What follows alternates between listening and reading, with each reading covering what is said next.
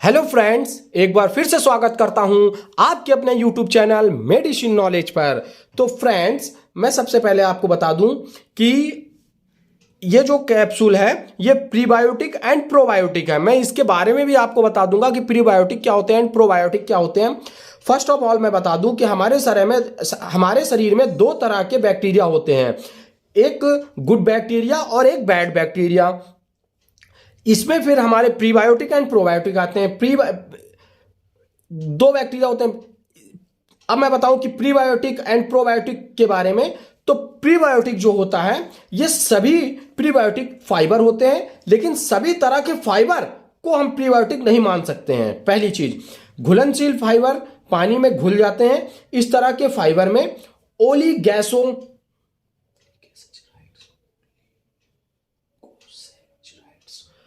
ओलिगोसैचराइड्स जैसे प्रीबायोटिक्स होते हैं, और इन्यूमल और ओलिगोसैचाराइड्स जैसे यौगिक होते हैं।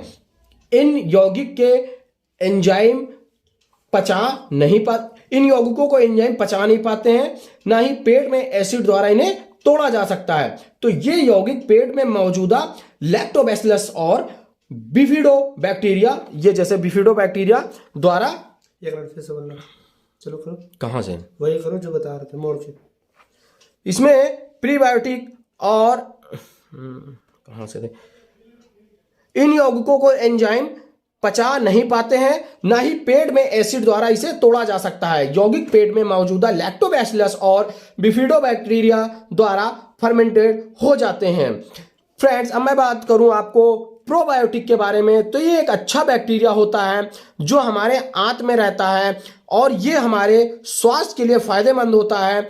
ये बैक्टीरिया भोजन को पचाने के लिए, कोलेस्ट्रॉल के स्तर को घटाने के लिए, पोषक तत्वों को रोकने के लिए, पोषक तत्वों को सोखने तथा रोग प्रतिरोधक क्षमता को बढ़ाने में ये मददगार होता है।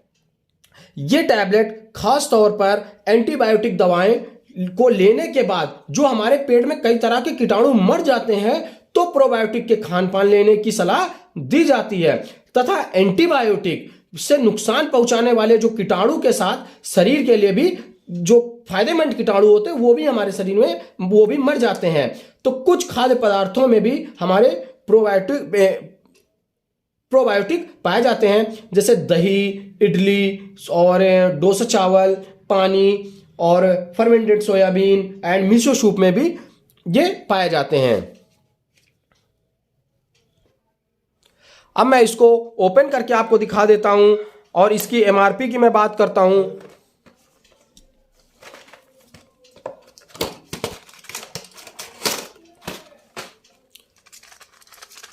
ये इसका कैप्सूल होता है और 155 रुपए के 10 कैप्सूल पड़ते हैं। राउंड फिगर में मतलब 15 रुपए के 15.5 रुपए का एक कैप्सूल ये पड़ता है। अलग अलग फार्मास्यूटिकल्स के अलग अलग कंपनी के अलग अलग ब्रांड नेम के अनुसार उनके एमआरपी और रेट हो सकते हैं। फ्रेंड्स, मैंने जैसा कि आपको पहले कई सारे वीडियो में बताया है कि मेरा जो इरादा रहता है वो कैप्सूल में या टैबलेट में या सीरम में उसमें पड़ने वाला जो उसका सॉल्ट है, जो कंटेंट है, उसमें मैं बात करता हूं, ब्रांड नेम चाहे कोई भी हो।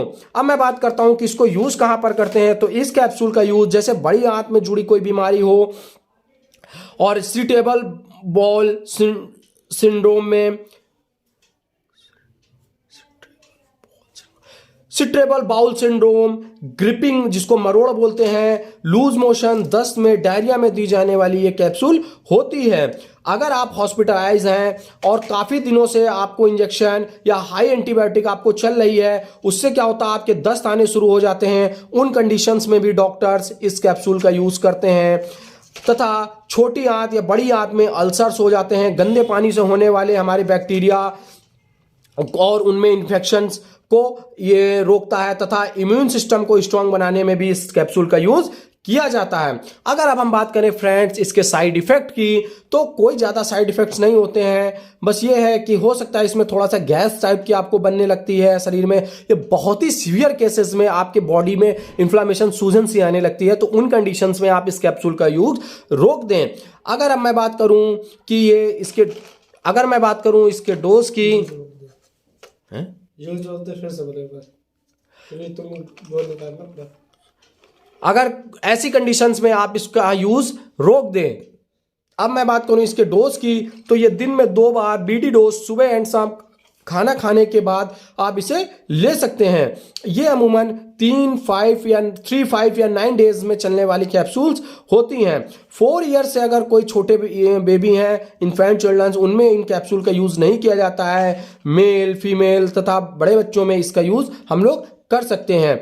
इस कैप्सूल को किसी एंटीबायोटिक के साथ नहीं दिया जाता है तथा कोई प्रेग्नेंट लेडी है या ब्रीस्ट फीडिंग मदर है तो वो डॉक्टर्स के परामर्श लें, उसके अकॉर्डिंग ही इसका यूज करें। तो फ्रेंड्स, आशा करता हूं कि मेरे द्वारा बताई हुई ये जानकारी से आपको अच्छी लगी होगी। एंड फ्रेंड्स, तो वीडियो को आप लाइक करिएगा। चैनल जो आपका मेडिसिन नॉलेज है इसको आप सब्सक्राइब कर लीजिए। उससे क्या है फ्रेंड्स कि जो भी आपको मेडिसिन के बारे में संपूर्ण जानकारी चाहिए वो नोटिफिकेशन आपके पास आता रहेगा।